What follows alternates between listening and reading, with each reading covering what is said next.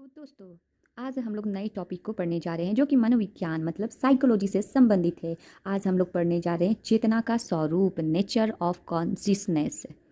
जैसे कि नाम से ही स्पष्ट होता है चेतना का स्वरूप। चेतना एक क्या है तो जटिल संप्रत्यय है। क्या है? जटिल संप्रत्यय। मनोविज्ञान में चेतना के अध्ययन की औपचारिक शुरुआत किसने किया था? तो विलियम जेम्स से हुई थी, जिन्होंने चिंतन को एक सतत परिवर्तनशील धारा कहा है। साधारण अर्थ में चेतना से तात्पर्य व्यक्ति के वैसे प्रत्यक्षण, चेतन, भाव, स्मृतियाँ इत्यादि से होता है जो किसी दिए हुए क्षण में सक्रिय एक्टिव होते हैं। लेकिन इसी चेतना का एक वैज्ञानिक अर्थ नहीं कहा जा सकता है, क्योंकि इससे तो यह अर्थ निकलता है कि चेतना में वही प्रक्रियाएं सम्मिलित होती है जिनके साथ व्यक्ति पूर्ण रूपेण अवगत रहता है। परंतु सच्चाई यह है कि चेतना में वैसी प्रक्रियाएं भी होती है जिनके साथ व्यक्ति बहुत हल्के ढंग से अवगत होता है। इसमें कुछ मनोवैज्ञानिकों का नाम जुड़ा है, जो कि देखते हैं हम लोग। एटकिंसन, स्मिथ एंड हिलकार्ट 1989, जो कि बहुत ही लोकप्रिय परिभाषा देते हुए कहा है, हम लोग जब चेतना में होते हैं तो बाह्य एवं आंतरिक घटनाओं से अवगत होते हैं, अपनी गत अनुभूतियों को प्रतिबिंबित करते हैं, समस्या समाधान में सम्मिलित होते हैं, किसी अन्य उद्दीपकों पर ध्यान न देकर विशेष उद्दीपकों पर ही ध्यान देने के वरणशील होते हैं तथा किसी व्यक्तिगत लक्ष्य एवं पर्यावरणीय अवस्थाओं के प्रति जानबूझकर अनुक्रिया का चयन करते हैं, कार्यान्वित करते हैं। अब आते हैं दूसरे मनोवैज्ञानिक ने क्या कहा है। तो ये जो मनोवैज्ञानिक है सेंट्रोक, जिन्होंने कहा है चेतना से तात्पर्य आंतरिक एवं बाह्य उद्दीपक या घटनाएं दोनों के बोध से होता है। किससे? बाहरी और आंतरिक, बाह्य और आंतरिक उद्दीपक की जो घटनाएं हैं दोनों से बोध होता है। चेतना की इन परिभाषाओं का एक संयुक्त विश्लेषण करने पर हमें चेतना के निम्नलिखित प्रमुख विशेषताओं मतलब कैरेक्टरिस्टिक्स के बारे में पता चलता है, जो कि 4 भागों में बांटा गया है। पहला है चेतना आत्मनिष्ठ एवं व्यक्तिगत होता है। Consciousness is objective and private. इसको थोड़ा डिटेल से जानते हैं कि इसका मतलब यह हुआ कि चेतना का जो स्वरूप कुछ ऐसा होता है कि दूसरे लोग किसी व्यक्ति के चेतन के बारे में सही नहीं जान पाते हैं, और ना ही दूसरे लोग किसी व्यक्ति के चेतन में प्रवेश कर उसकी सच्चाई से अवगत हो सकते हैं।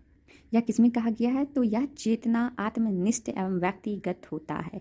अब आते हैं दूसरे पॉइंट पे। दूसरा पॉइंट क्या बता रहा है इसमें?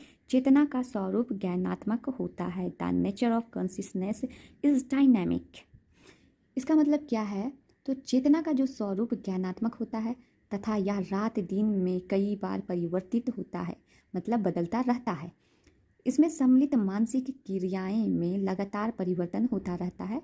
व्यक्ति के मन में एक पल में कुछ प्रत्यक्षण, चिंतन इत्यादि होता है, तो फिर दूसरे पल में कुछ और बदलकर कुछ और ही हो जाता है।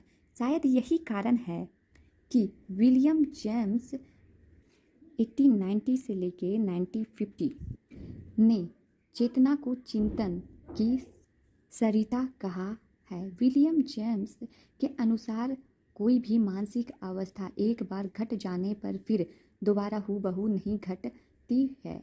किसके अनुसार कहा गया? तो यह विलियम जेम्स के अनुसार कहा गया है कि अगर जो घटना घट चुका होता है वह दोबारा हूबहू नहीं घटित होती है। इस विलियम जेम्स ने एक दैहिक असंभाव्यता माना है। वस्तुएं एवं उद्दीपक बार बार व्यक्ति के सामने उपस्थित हो सकती है, परंतु विचार या चिंतन नहीं। इसलिए चेतन एक सतत प्रवाहित सरित के समान होता है, जो कभी तेज होता है तो कभी मंद होता है। अब आते हैं नेक्स्ट पॉइंट पे, जो कि है चेतन आत्मविमर्शक तथा अपने आत्म के लिए महत्वपूर्ण होता है। इसमें कहा जा रहा है consciousness is self reflective and centrals of our sense of self. इसमें चेतना को यह पता होता है कि मन में क्या हो रहा है तथा कौन कौन सी क्रियाएं हो रही है, अतः व्यक्ति का ध्यान कहीं भी हो उसे यह पता होता है कि मन का केंद्र बिंदु क्या है। चेतन आत्मविमर्शक तथा अपने आत्मन के लिए महत्वपूर्ण होता है। अब आते हैं नेक्स्ट पॉइंट पे, जो कि क्या है? नेक्स्ट पॉइंट बता रहा आपका गहरे रूप से चयनात्मक अवस्थाओं से संबंधित होता है। Consciousness is intimately connected. इसमें कहा जाता है कि जैसे ही हम जानते हैं कि चयनात्मक अवधान में व्यक्ति मौजूद उद्दीपकों में से कुछ उद्दीपकों पर ध्यान देता है, क्या करता है, ध्यान देता है तथा कुछ पर वह ध्यान नहीं देता है।